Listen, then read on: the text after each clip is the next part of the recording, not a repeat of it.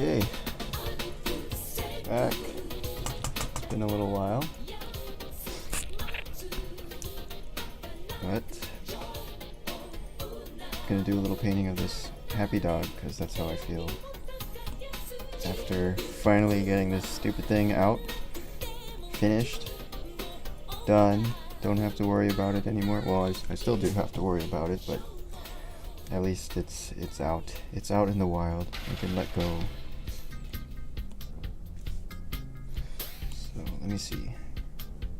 Let's do portrait for this guy. Maybe 10-10. Okay.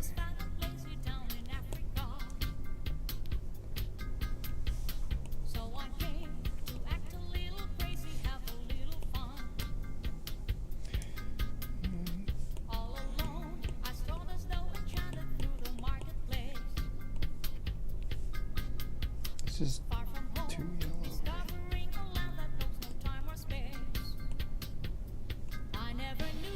Actually, I should just copy that. There we go.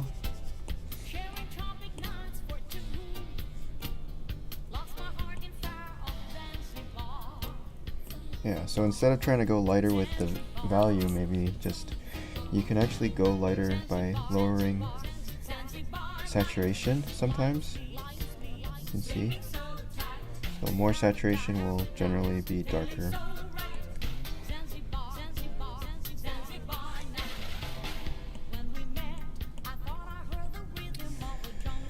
Okay, let's see. I don't know how zoomed in I should go. Maybe like that? Is that better? Or the whole body? I don't know. The body kind of looks funny, which I like. But, yeah, maybe just that.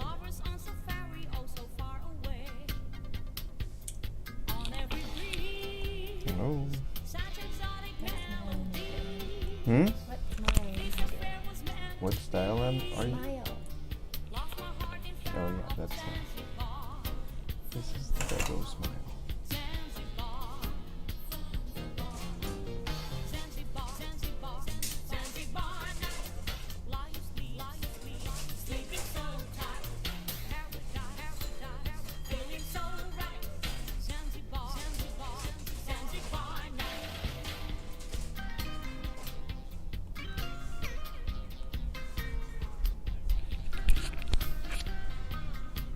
Hello Ludwig, hello Tang, hello Shuffin. Welcome. So yeah guys, iOS version is out now. If you have been waiting for the beta to end, it is out in App Store for real this time. And I released it this weekend, actually on Friday I think. Either Friday or Saturday, and I was out camping, so I didn't really get to do a little video about it, so doing it now. But seems like it's working. I haven't got any crazy complaints yet, so slowly building up confidence. I sort of released it quietly because I wanted to make sure that everything was okay. But yeah, no problem so far. So yeah, App Store should be on version 2.0.6 now, which is equivalent to this. I mean, on the bottom it'll say 2.0.70, and yeah, the only small issue, well, semi-small issue is DPI on iOS devices is a bit of a problem because I was I was out camping and I was telling my friend Devin, that I released it, and he's like, oh yeah, let me download it, try it on my phone, and he has like a new what is it, the Pro Max iPhone, and those have a crazy dots per inch. It's like 400 something pixels per inch on that phone, whereas the iPad is like 200 something. It's like 260. So what that means is when you open the same app on the iPhone, everything looks super tiny because the pixels are so like squished together. And yeah, so there's no way to really compensate for that on the first open of the program. So you can go here and change it in UI scale and then restart to get a different, UI scale. But you would have to manually change that, which is not so great, especially if someone's using it for the first time. So for now, I just have like a in-between value, like it's somewhere in the middle between the two resolutions. I just wish there was a way to set it based off the DPI beforehand. It would solve a lot of issues, but yeah, it's okay. Hello, Sinus. How are you? Hello, 3D Berserk. Thanks, Ludwig. Yeah, it's been a really fun project so far. I feel like this is a good milestone here, where when this one and I'm gonna be working on the Android, getting an Android version up next, and I feel like when this version is up completely, I'm gonna start probably trying to reach out to people to review it, or trying to reach out to media and stuff and get the word out about it. Because so far I've been really hesitant to do that because I feel like it's not finished yet, and I don't want to get it out there before everything is how I want it. But now I'm finally starting to feel like comfortable with it, to the point where I can start showing people, I guess, and all that stuff.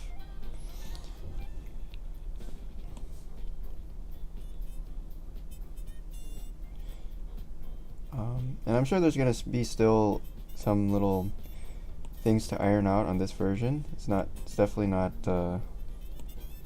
perfect, but it's very close. Like all the bones are there of what I want.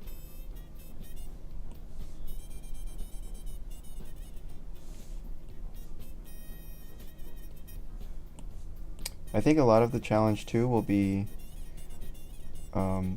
sort of teaching people how to use this version. It's a little bit more, the knobs are in particular are a little bit tricky, and I've noticed a lot of people having trouble with the knobs when they first pick it up. I think it's really good once you get used to it, but in the beginning it's a little bit awkward, so I need to work on getting that to be smoother for newer users. So I've added in, one thing I've added is on the top left now you have a tutorial button that will open up like a little YouTube video showing how to use all the knobs and whatever, all the basics. So I hope that'll be cool. And then also there's a FAQ and a support button here. So I need to build this out a little bit more and have more, maybe the documentation possibly in the future, I don't know, but just figuring out how to make it as easy as possible to get started and like not have to figure out too much stuff. You just like jump in and it tells you how to use it, and it all works is the goal.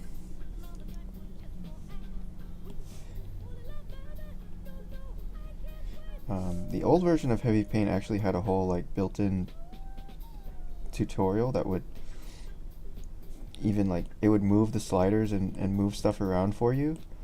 and show you how to click on stuff. So maybe something like that with the knobs to show like, oh, you drag from the center outwards, and that's how you use it.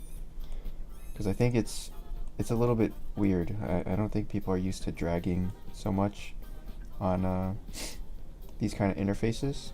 But I think dragging is a really powerful way to work with this stuff.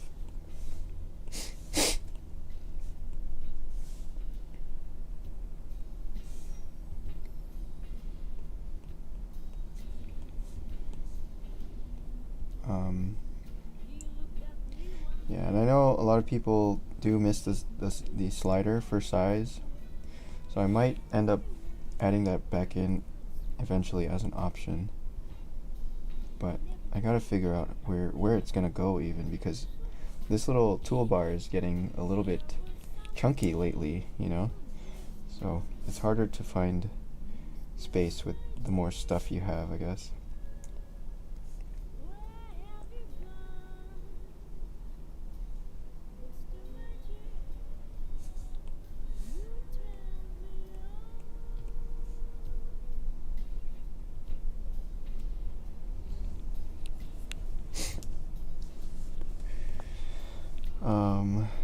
But yeah, a lot of the stuff is working pretty much how I want.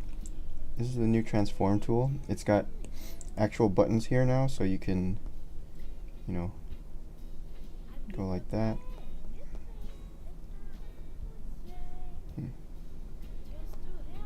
That's weird.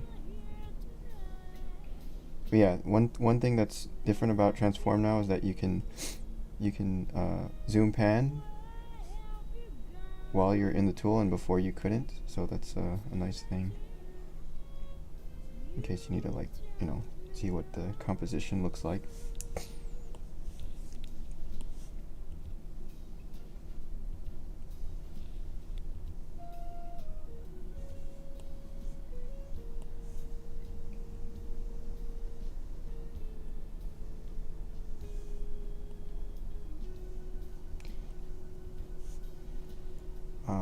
Another thing I'm excited about is the custom brushes that you guys are doing. Like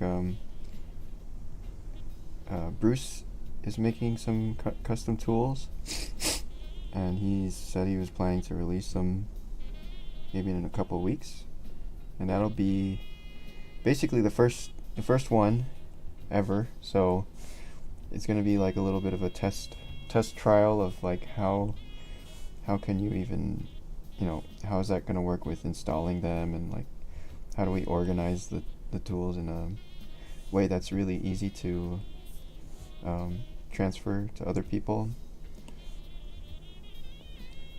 But I think it should be pretty simple, maybe just like a drag and drop folder thing. In the future it'd probably become something more like an import option up here, where you would say import tools, and then you would navigate to that folder, and then it would automatically like copy paste everything into where it's supposed to go for you. So yeah, we gotta figure out that system later, but for now it's pretty simple, because the way tools work is actually pretty basic. Like, you know, if you go into the Heavypaint folder, you would have a tools folder that just has each tool that you have created. These are all like custom tools, right? And then there's also a textures folder that just has any custom textures that you've brought in. And it's just a combination of those two folders would give you everything, basically. So you can just copy those two or overwrite them and have somebody else's tools. I'm also like not comfortable. I don't think that brushes is a good name for them, because they're not all brushes. You can have tools that are like a rectangle. This is not a brush, right? Or like a circle. So I think for Heavypaint I'm going to call these tools and not brushes. So it's not like a brush pack, it's more a tool pack.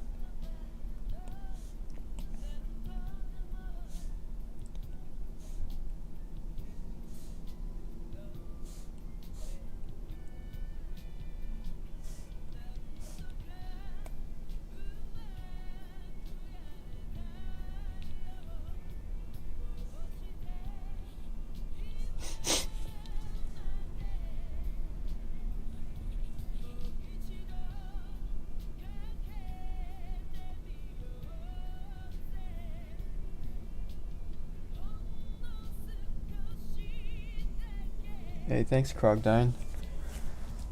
Hi, Susan. Thank you. And Freshco, yes, released this weekend actually, over the past weekend. So it's finally up. 3D Berserk says, can I ask a technical question? Can I flip the canvas? No, there's no canvas flip yet. Probably in the future there will be.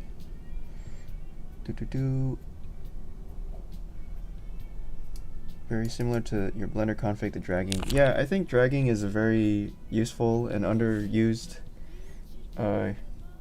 gesture, I guess, for UI.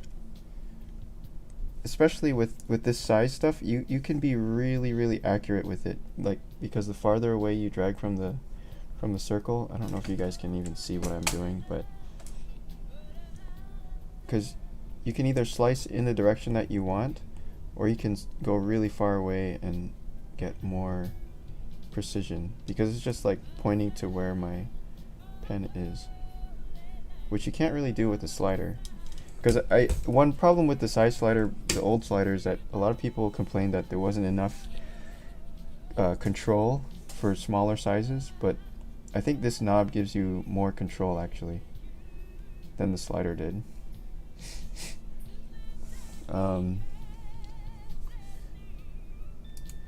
How much work is it to get parity with this on Android? Do you have to remake a lot of stuff? Actually, no. I've been testing the Android version just on my own, and it's pretty much the same, except we don't have pressure on Android yet. But somebody has been working on Android pressure for Godot engine, so I might try to get the pressure update in, and then do the Android version after that. But yeah, aside from pressure, everything works on Android. Actually, it works better because Android memory management is a lot better than iOS.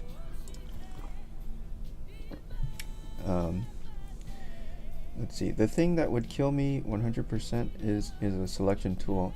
Selection tool is something that I'm not sure if it would work because of the way that Heavypaint is. It's not pixels here that we're looking at. These are actually points, and so if you were to select the points and like move them around, it would actually like stretch the strokes out, if you know what I mean. Like, it wouldn't cut them, it would like stretch them out. It's a weird to explain, but it wouldn't behave the same as like any other painting program. But one thing that we can do instead, Danny, is you can duplicate here. So if you duplicate this dog layer, so now we have two dogs, right? And let me make one more layer. This is going to be like our mask. So let's say this is our selection mask here. I'm going to draw a little selection around the face. Okay, now if I bring this below, I'm just going to hit the little down arrow here to put this layer below, and I'll go back up to the top dog layer, click on it, and then we can clip down, and that's gonna clip it to this bottom layer. And now if I move the bottom layer, we have like a little clip of the other layer. So that's the closest we can get to a selection tool right now. I think maybe this whole operation here of like making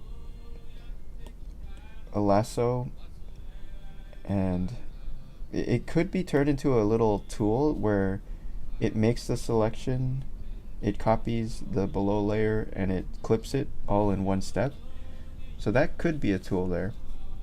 Actually, that would be pretty useful because I find myself doing this a lot, especially with portraits. So yeah, that could work, possibly. And it could even also maybe it could also delete it. It could erase the bottom layer at the same time. So it would like erase that part on the bottom layer, make a copy, clip clip the copy to this mask all in one step. That could work. Alright, I'm gonna think about it and try to we could prototype something later on. But anyway, this is like the jerry-rigged way to do it. The other thing to think about is, would it always be like one stroke, or would you be able to make a mask like super detailed with, you know, lots of strokes, and then you can say, okay, I want to convert this mask into I think that would be good. It would be tricky. It would be like a whole new mode, I guess. Anyway, I think it's maybe possible.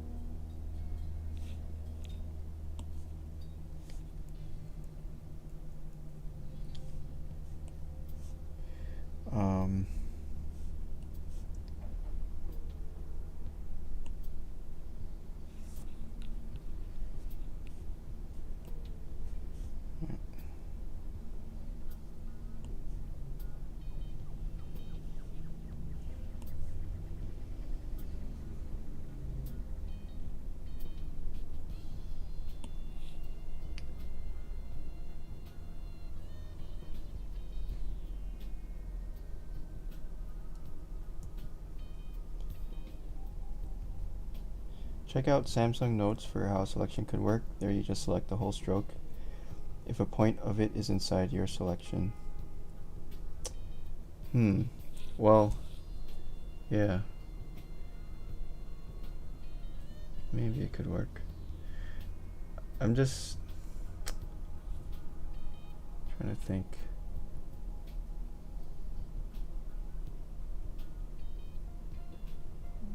What about when you're trying to select like a lasso on the notes thing? Does that work? Well, anyway, that's a bit of a tricky problem. Gonna have to put some thought into it.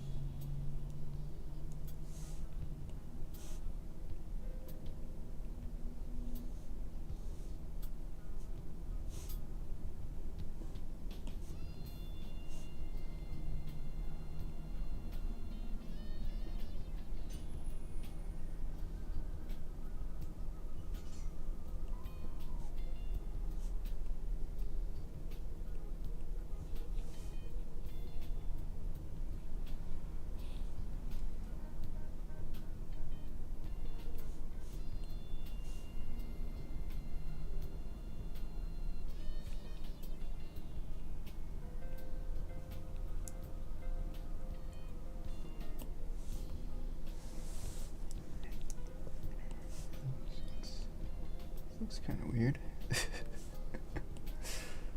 Hmm.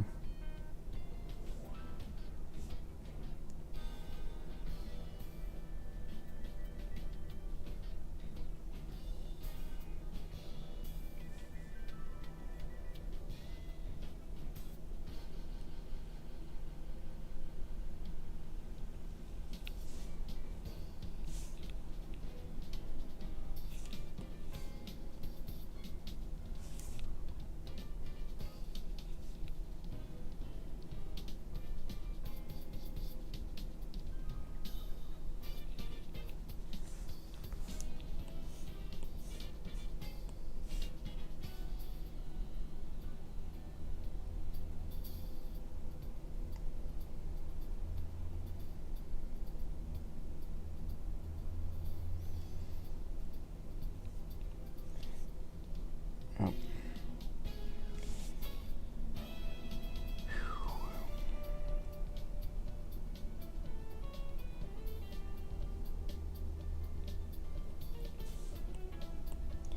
Yeah, there is always the constant battle between simple and, you know, more powerful, I guess. So things like the layers.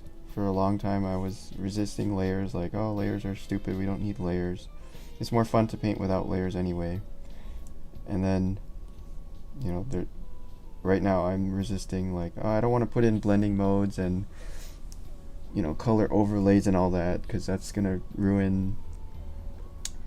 It just makes it so that it's not as fun to paint, I feel like, because then you're not the one putting the colors down. It's more like,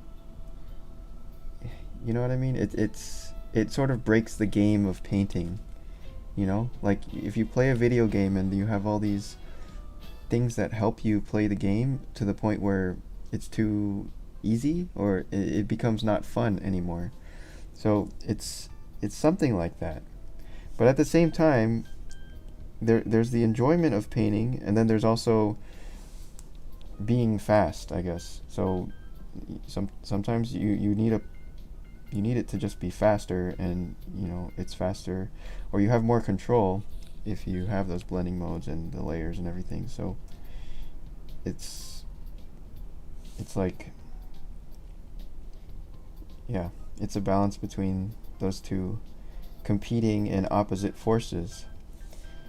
And so far, I think my solution to the issue is to have the option to have these, you know, more powerful features, but not, and also the option to hide them, I think, is key, because by hiding them, we don't have to think about them. We don't have that mental overhead of, like, keeping track of all these crazy features. So for example, with layers, my solution for layers in this version was to say, okay, if we go to our options, we can completely turn off layers. It removes all the tools that are related to layers, and it removes the interface related to layers. So it's almost as if layers doesn't even exist anymore, which is, I think, a good compromise, because we can basically strip out features from the program that we don't want or we don't need. And or if you're, you know, working on some kind of professional project and you need to have all this extra powerful stuff, then you can bring it back in. But I think, you know, different people are going to be using this differently, so not everybody wants this stuff, and we'll see. It's tricky. It breaks my heart a little bit adding in new features sometimes, but eventually it happens, I guess.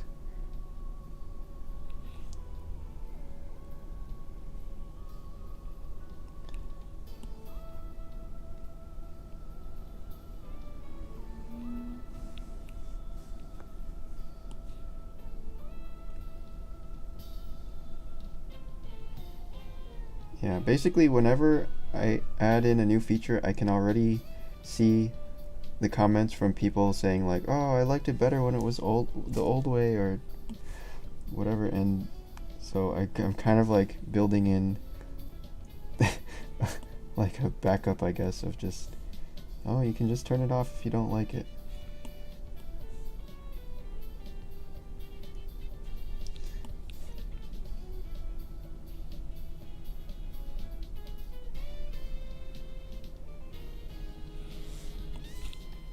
So I think Heavypaint in general, the UI is pretty customizable. You know, because you can add in all these, you can turn on and off tools at will. You can move this around and completely rearrange it. And you have the option to like turn on and off features like the timer or black and white mode or hardcore mode or whatever.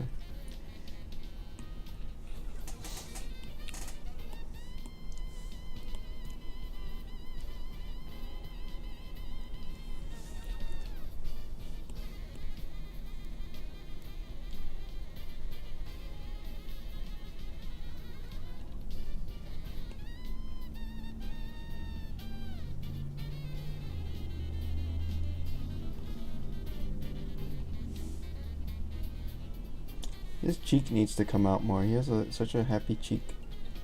It's like bouncing out to the sides almost. His cheeks are like falling off the side of his face.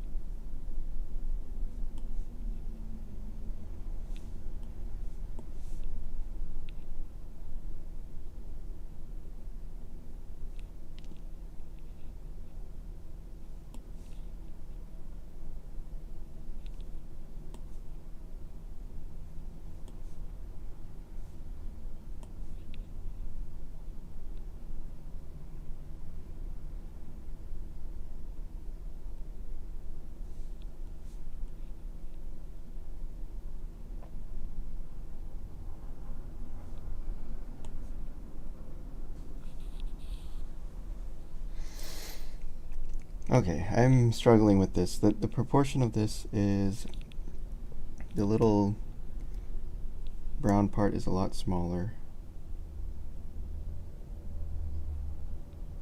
And there's a bit of a straight part there. Okay, I think that's better.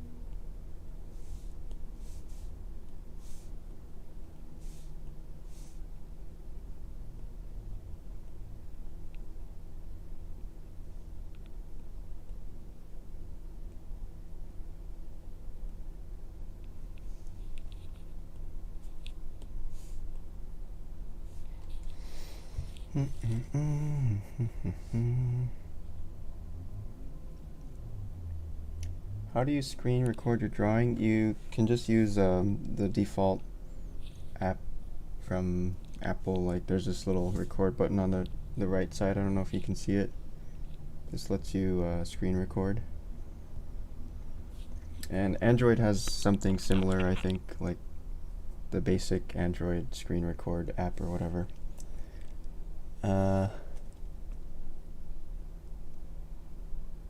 Is it possible to get an Android update before waiting for pen pressure stuff?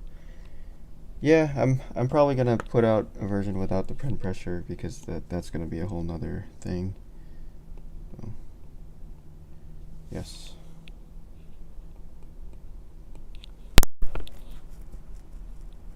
Repeat distance should probably be based on length instead of time. Yeah, that might be another option in the future. Right now, it just each time it registers a point of input from your pen, it puts a repeat there. So I'm not sure what the performance would be like if I was, because if I was doing it over length, it would have to like recalculate the stroke every time differently. So it might. I'm not sure how it would work. But yeah, right now it just goes based off of input points. One thing I'm still quietly hoping for is the standard hard round brush. The circles tool is almost there, but the distance between points is too large on small sizes. Maybe, what about if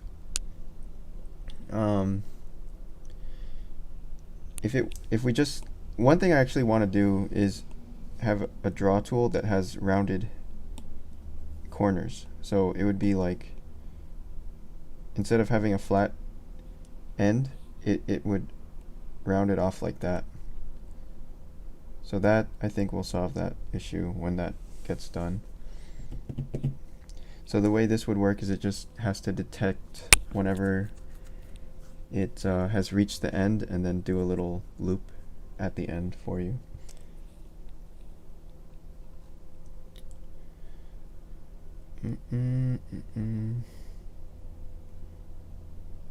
I got Heavypaint for Windows. Do I need a different license if I'm going to use it on my phone? Yes. The phone app stores do not allow purchases from outside. So like, if basically your app will get removed from the store if you have any sort of money related thing that's not going through like Google or going through Apple. They'll like ban your app from the store. So I unfortunately can't have licenses that transfer between phones and desktop.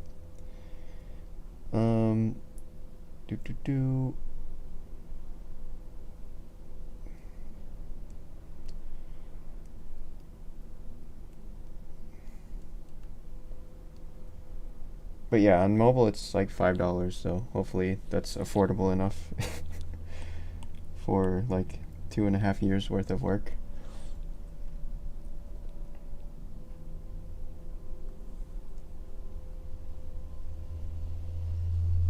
That would work, but sounds like it would be less useful for other tools than trying to make the points distributed by distance. So you just want the repeat tool to have an option for distance. I mean, that could be. I'm gonna look into it and see if it's possible. That would just be an option in repeat tool, I guess. Oh, did my pen just die? Damn it.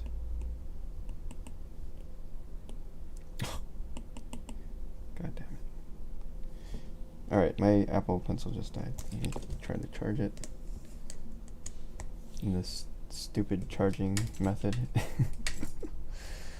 I'm gonna take a quick break, guys. Bathroom break. I'll be back in a minute.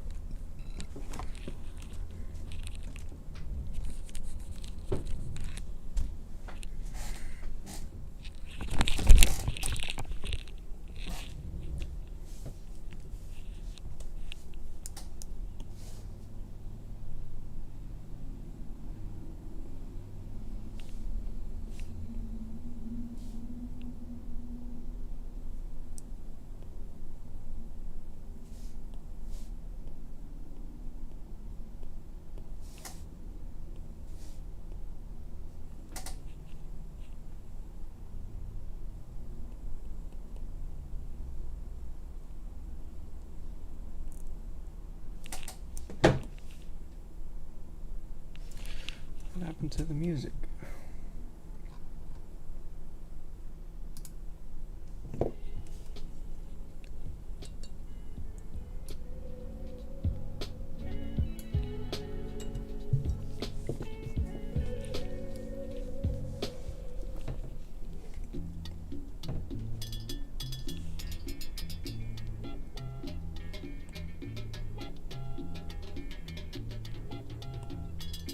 I think the top of his head is flatter.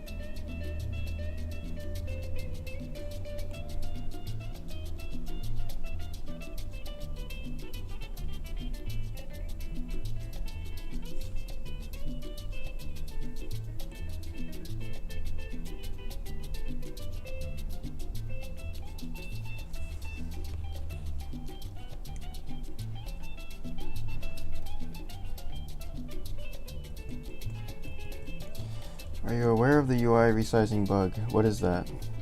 Tell me, tell me.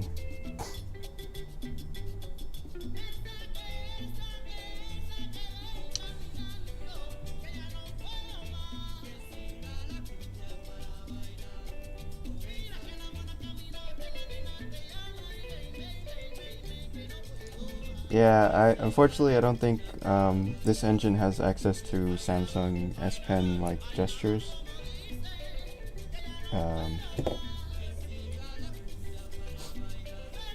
So yeah, they don't even have pressure support yet. So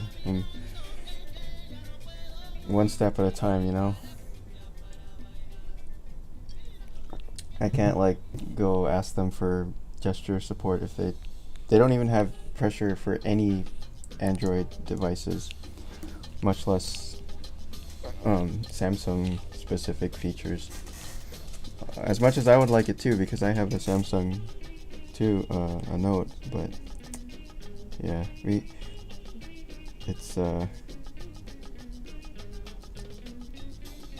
slow process. Although you can always, you know, put in feature requests on go.engine. If you go to go.engine GitHub, you can ask for features. It's an open source project, so like people just get to it whenever they do. So you can't really expect anything. Or you could just do it yourself. Actually, if you dig into I guess the Samsung S Pen API and you figure it out, you could potentially add it into go.engine yourself, but I don't know how to do it.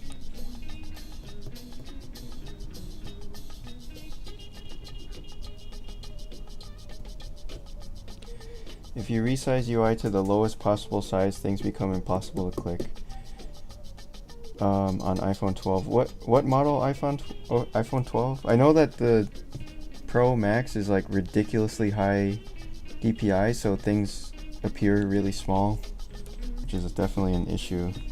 And they have like these ginormous notches on those phones, and the corners also on those phones are ridiculous. They're like, it's like a 1/4 inch corner round on the phone screen. Super annoying. iPhone 12 Pro. Okay. Yeah, I gotta figure out how to deal with the UI thing. I mean, oh god. It might have to be like a manual library where it somehow detects what phone model name you have, and then it has special settings just for that phone, which is not ideal, but that might have to be what happens.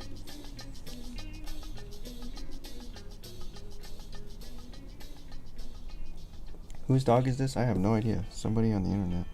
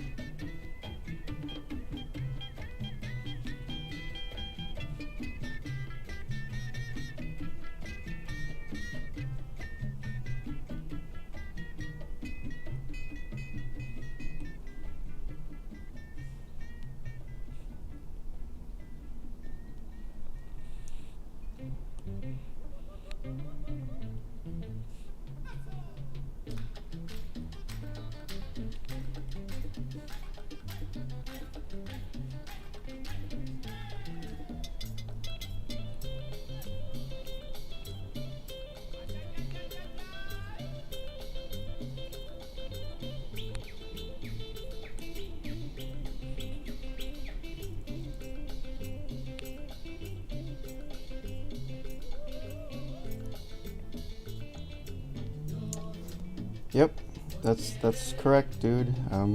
That's why I was planning to try to use that feature or rebuild the engine with that feature in it. It's not released yet officially, so you gotta compile it yourself and then test it. So yeah, I'm supposed to test it actually because I'm the one that requested that feature like years ago. When I first started working on Heavypaint, I was like, guys, can we have pressure? And somebody finally did it, like last month. So yeah, I want to try to incorporate that into the Android version. That would be really nice to have pressure at least, and go from there.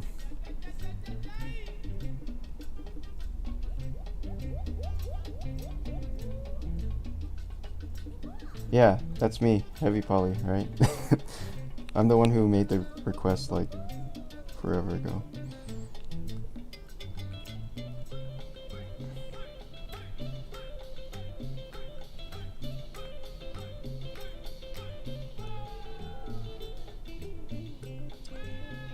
But the thing about these kind of open source projects is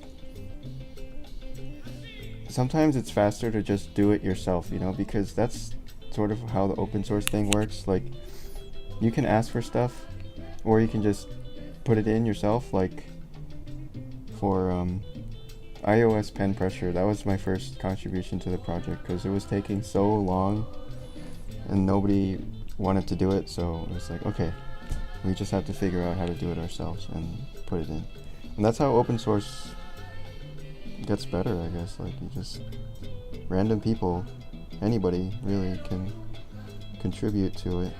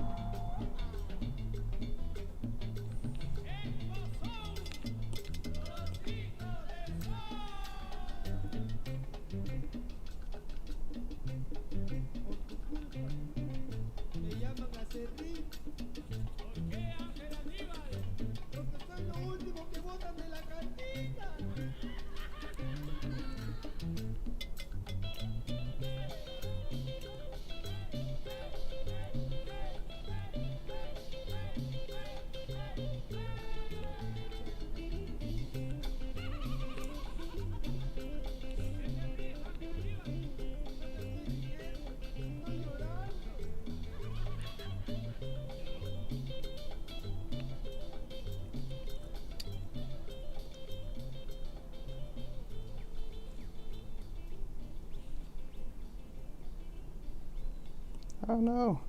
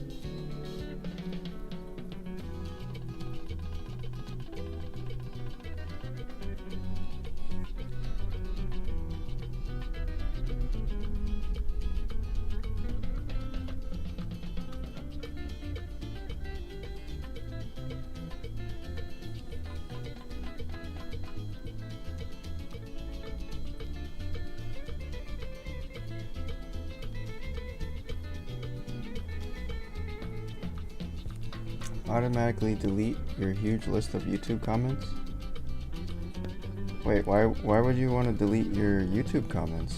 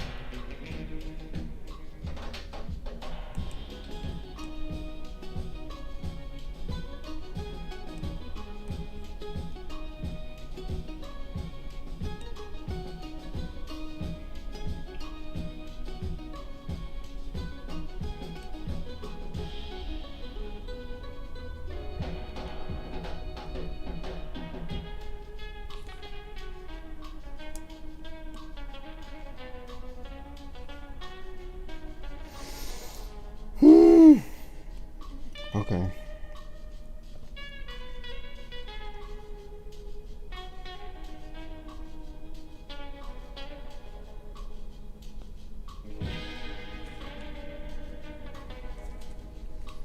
I think this is done for me today.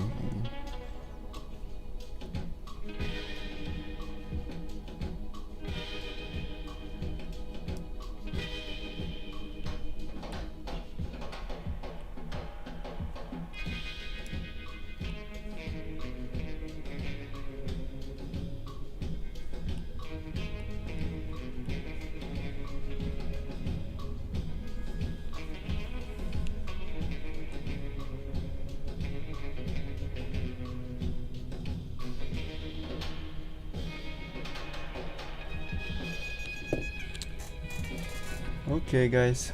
Anyway, that's the news for today. Hope you all enjoy the iOS version.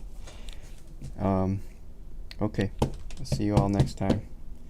Bye-bye.